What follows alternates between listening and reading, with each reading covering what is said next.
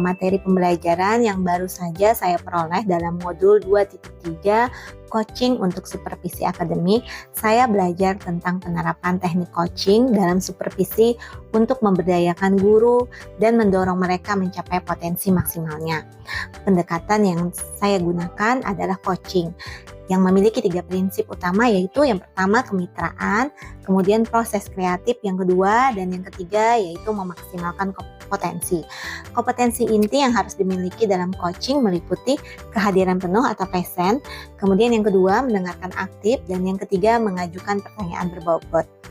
Percakapan berbasis coaching mengikuti alur tirta, yaitu tujuan, identifikasi, rencana aksi, dan tanggung jawab. Supervisi akademik terdiri dari 3 tahapan, yaitu pra-observasi atau perencanaan, observasi atau pelaksanaan, dan pasca observasi. Emosi-emosi yang dirasakan terkait pengalaman belajar, saya merasa termotivasi dan lebih percaya diri untuk menerapkan pendekatan coaching dalam supervisi. Namun ada juga rasa khawatir tentang kemampuan saya untuk sepenuhnya menguasai coaching yang efektif.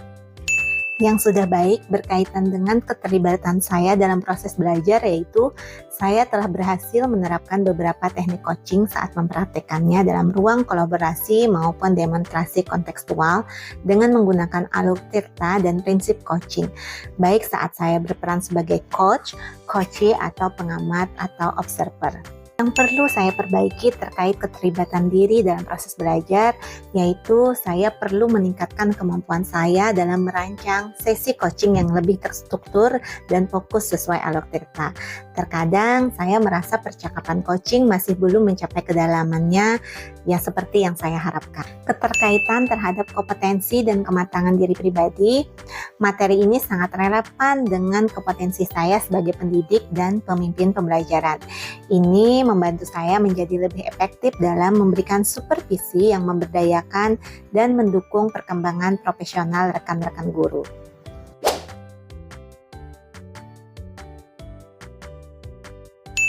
Analisis untuk implementasi dalam konteks CGP. Yang pertama, memunculkan pertanyaan kritis yang berhubungan dengan konsep materi dan menggalinya lebih jauh. Contoh, bagaimana cara terbaik untuk mengintegrasikan teknik coaching ke dalam rutinitas supervisi akademik yang sudah ada? Cara terbaik untuk mengintegrasikan teknik coaching ke dalam rutinitas supervisi akademik yang sudah ada adalah dengan menggunakan alur tirta dalam setiap sesi, mulai dengan percakapan pra-observasi untuk menentukan tujuan, kemudian lakukan observasi dengan pendekatan non-judgmental, dan akhiri dengan percakapan pasca observasi untuk refleksi serta perencanaan tindakan perbaikan. Konsistensi dan keterlibatan guru di setiap tahap akan meningkatkan efektivitas supervisi. Yang kedua, mengolah materi dipelajari dengan pemikiran pribadi sehingga tergali wawasan atau insight baru. Di sini saya mencoba mengolah materi yang dipelajari dengan menyesuaikan dengan konteks sekolah saya.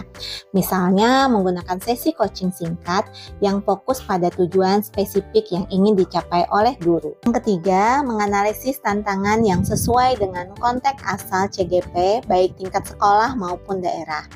Tantangan terbesar adalah waktu yang terbatas dan beban kerja yang tinggi yang bisa menghambat pelaksanaan coaching secara rutin. Selain itu, ada juga tantangan dalam memastikan semua guru terbuka dan siap menerima pendekatan coaching. Yang keempat, memunculkan alternatif solusi terhadap tantangan yang teridentifikasi. Sebagai solusi, saya bisa memulai dengan sesi coaching yang lebih singkat dan terfokus. Saya juga dapat mengintegrasikan coaching ke dalam pertemuan atau kegiatan lain yang sudah ada untuk menghemat waktu dan sumber daya.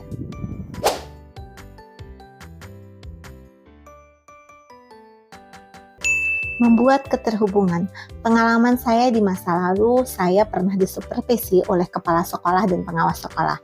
Tetapi kegiatan tersebut hanya sekadar memenuhi kewajiban tanpa memahami makna supervisi yang sebenarnya.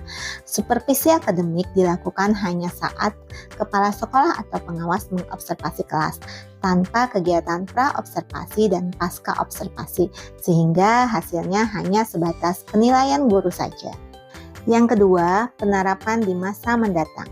Harapan penerapan supervisi akademik di masa mendatang adalah agar proses ini dilakukan secara menyeluruh dan berkesinambungan. Ini termasuk tahap pra-observasi, observasi, dan pasca-observasi dengan pendekatan coaching yang berfokus pada kemitraan, proses kreatif, dan memaksimalkan potensi. Diharapkan supervisi ini dapat memberikan dampak positif yang nyata bagi pengembangan kompetensi guru. Melalui supervisi yang bermakna, guru akan mendapatkan umpan balik yang konstruktif dan relevan sehingga dapat terus meningkatkan kualitas pembelajaran yang berpihak pada murid. Yang ketiga, konsep atau praktik baik yang dilakukan dari modul lain yang telah dipelajari. Dalam modul 2.1 tentang pembelajaran berdiferensiasi, saya mempelajari pentingnya mengenali dan memenuhi kebutuhan belajar individual setiap siswa. Sementara itu, modul 2.2 tentang pembelajaran sosial emosional mengajarkan pentingnya mengembangkan keterampilan sosial dan emosional siswa sebagai bagian dari pembelajaran holistik dengan menggabungkan konsep dari modul 2.1 dan 2.2. Coaching dalam supervisi akademik menjadi lebih komprehensif, mengembangkan keterampilan coaching yang berdiferensiasi dan memperhatikan aspek sosial emosional mitra atau coachee. Hal ini dapat menghasilkan situasi yang lebih inklusif dan suportif, serta memperkuat kualitas hasil coaching secara maksimal. Yang keempat, informasi yang didapat dari orang atau sumber lain di luar bahan ajar PGP.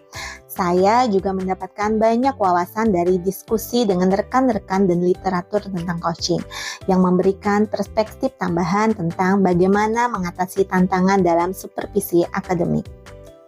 Sekian paparan saya tentang koneksi antar materi modul 2.3 tentang praktek coaching untuk supervisi akademik. Semoga bermanfaat. Wassalamualaikum warahmatullahi wabarakatuh.